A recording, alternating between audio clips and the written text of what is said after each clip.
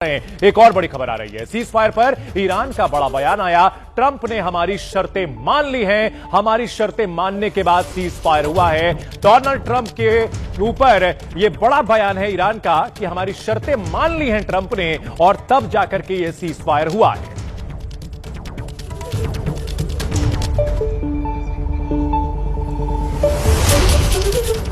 और इस बड़ी खबर पर एबीपी न्यूज की महा कवरेज लगातार जारी है और हमारे साथ हमारे वरिष्ठ सहयोगी आशीष कुमार सिंह बने हुए हैं। हमारे सहयोगी विशाल पांडे भी हमारे साथ बने हुए हैं, जिन्होंने यह खबर सबसे पहले ब्रेक की थी कि सीज फायर हो गया है। और हमारे साथ पूर्व विदेश राज्य मंत्री एमजे अकबर साहब भी बने हुए हैं। अकबर साहब, आप जिस तरह से बता रहे थे कि इस मौजूदा जनरेशन को भी समझना होगा कि जंग से आगे बढ़ने की जरूरत है, यही चीजें दोनों तरफ से समझनी होंगी। यहां आजमाइश हो चुकी है, दोनों तरफ से देख लिया गया कि भाई लड़ाई से हम झुका नहीं सकते, तो अब ईरान को भी डेथ टू अमेरिका और डेथ टू इजराइल से आगे बढ़ना पड़ेगा।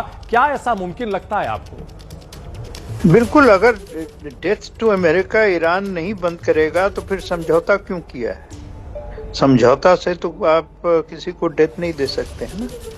तो इसमें तो समझौते में ही मतलब अगर आशा है, अगर होप है, तो समझौते में ही है।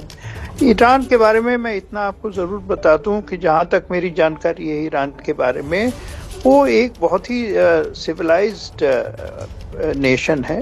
वो जब अपनी जब वादा करते हैं, अपनी बात रखते हैं, तो सोच के रखते हैं जी। वो उनकी जो जबान है, अभी तो मैंने पहले कहा कि इस जंग में एक और चीज भी जाहिर हो गया था कि मिसाइल और ड्रोन तो की बर्बादी होती थी, लेकिन जबान की भी ने भी काफी बर्बादी की। और जबान ने भी, मतलब दुश्मन को तो कम खतरा था जबान से, दोस्तों को बहुत नुकसान हुआ जबान से।